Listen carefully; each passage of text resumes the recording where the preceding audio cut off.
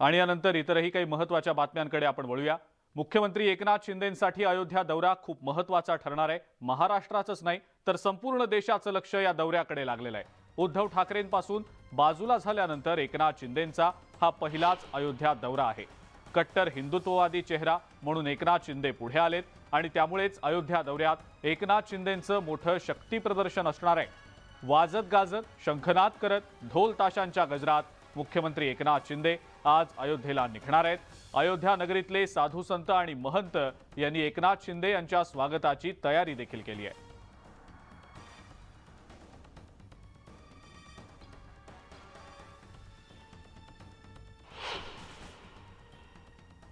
अयोध्या दौरा करायचा आम्ही चिन्हाची आणि नावाची वाट पाहत होतो, ते आम्हाला मिळालं आणि ते मिळाल्यानंतर मग मुख्यमंत्री साहेबांनी आम्हाला सगळ्यांना कल्पना दिली की आपण सगळे मिळून जाऊया आणि मग तो आजचा दिवस आहे। उद्या आमचं दर्शन आहे आणि महाआरती होईल तिथं शरयू नदीवरच्या तीरावरती आणि नंतर मग रात्री आम्ही परत मुंबईमध्ये येतो, महाराष्ट्रामध्ये।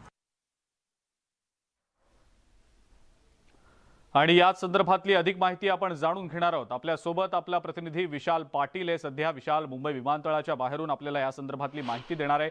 विशाल, मुख्यमंत्री एकनाथ शिंदे आज अयोध्येला जाण्यासाठी निघणार आहेत। जय्यत अशी तयारी अयोध्येमध्ये देखील करण्यात आलेली आहे आणि मुख्यमंत्र्यांसोबत आमदार आणि खासदार देखील असणार आहेत। विशाल, या सगळ्याविषयी सविस्तर काय सांगता येईल?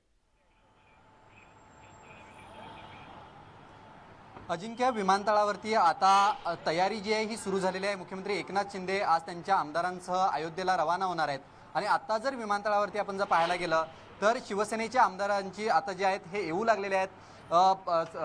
बंदोबस्त जो आहे तो या ठिकाणी वाढवण्यात आलेला आहे। आपल्यासोबत आमदार प्रकाश सुर्वे आहेत, त्यांच्याशी आपण बोलणार आहोत। खरं तर अयोध्या दौऱ्याला तुम्ही जाताय, उत्साह जर शिवसैनिकांचा पाहायला गेला तर मोठा उत्साह पाहायला मिळतोय, मात्र टीका सुद्धा तेवढ्याच जोरात विरोधकांकडून केली जाते। विरोधकांचं काम आहे टीका करणं, ते त्यांचं काम करतायत। आमचं काम आहे चांगली कामं करणं, ते आम्ही करत आहोत। संजय राऊत असं म्हणतात की पाप धुण्यासाठी म्हणून सर्वजण अयोध्येला जात आहेत। मग ते जेव्हा अयोध्येला गेले तेव्हा त्यांनी पापं धुतली होती का? हा त्यांना परत प्रश्न विचारा ना। ते सुद्धा अयोध्येला आले होते ना आमच्याबरोबर, तेव्हा त्यांनी काय त्यांची पापं धुवायला आले होते का? देवाधर्माच्या बाबतीतून असं बोलायचं, त्या संजय राऊतला आम्ही मानतच नाही आहोत। तो सकाळी काय बडबडतो, दुपारी काय बडबडतो, रात्री काय बडबडतो। प्रकाशजी, एकंदरीचं पाहायला गेलं काल मोठ्या प्रमाणात शिवसैनिक सुद्धा मुंबईतनं निघालेले आहेत। शिवसेना हे पक्ष आणि चिन्ह तुमच्याकडे आलेलं आहे, पक्षाचं नाव आलेलं आहे। साधू महंतांना तुम्ही भेटणार आहात, कशा पद्धतीनं तिथे तयारी असणार आहे? काय तुम्हाला काही सूचना देण्यात आलेल्या आहेत का मुख्यमंत्र्यांकडनं? नाही, सूचना वगैरे काय नाही, आम्ही देवाचं दर्शन घेण्यासाठी चाललेलो आहे। आज असं आहे, कुठलेही कार्य करताना साधू संतांचे देवाचे आशीर्वाद आपल्या पाठी असले पाहिजेत असं समर्थ रामदासांनी सांगितले। तेच कार्य, त्या अनुसाराने आम्ही काम, आमचे शिंदे साहेब आहेत आणि कोणतं त्याप्रमाणेच कार्य करत आहेत। चिन्ह पक्षाचं नाव मिळालेलं आहे, प्रभू श्रीरामाचं तुम्ही दर्शन घेणार आहात, साधू महंतांच्याकडनं त्यांना भेटणार आहात, कुठेतरी अधिक बळ मिळणार आहे या सगळ्या गोष्टींमुळे तुम्हाला? प्रश्नच नाही। मी प्रयत्नाबरोबर तुमचे आईवडिलांचे आशीर्वाद, देवाधर्माचे, साधू संतांचे आशीर्वाद ज्यांच्याबरोबर असतात तोच माणूस यशस्वी होतो आणि त्यामुळे आम्हाला खात्री आहे निश्चितप्रमाणे साधू संतांचे आशीर्वाद आमच्या पाठीशी असणार आहे।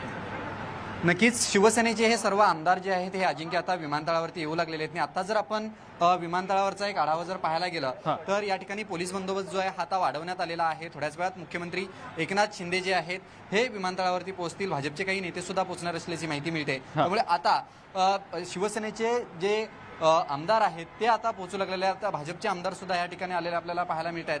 त्यामुळे एकंदरीत जर पाहायला गेलं तर मुख्यमंत्री एकनाथ शिंदे थोड्याच वेळात विमानतळावरती येतील आणि त्यानंतर ते अयोध्येच्या दिशेनं रवाना होतील। अजिंक्य, बरं विशाल, धन्यवाद सविस्तर माहिती दिली त्याबद्दल आणि या संदर्भातले अपडेट्स आपण वेळोवेळेला तुझ्याकडनं जाणून घेणारच आहोत।